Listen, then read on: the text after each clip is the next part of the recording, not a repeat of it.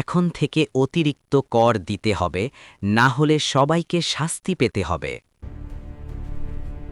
পরদিন কয়েকজন প্রজা অভিযোগ নিয়ে এলো।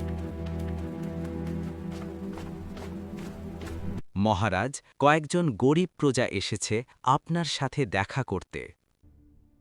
ঠিক আছে, তাদের আসতে দাও। তারা বলল, মহারাজ, কর আদায়কারীরা আমাদের কাছ থেকে বেশি কর আদায় করছে।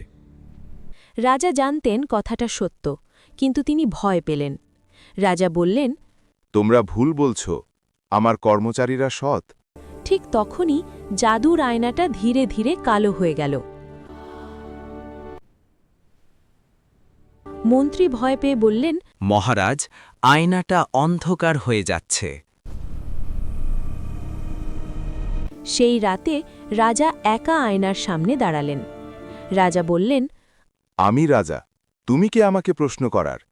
আয়নাটা থেকে গম্ভীর কণ্ঠ ভেসে এলো, আমি প্রশ্ন করি না, আমি শুধু সত্য দেখাই।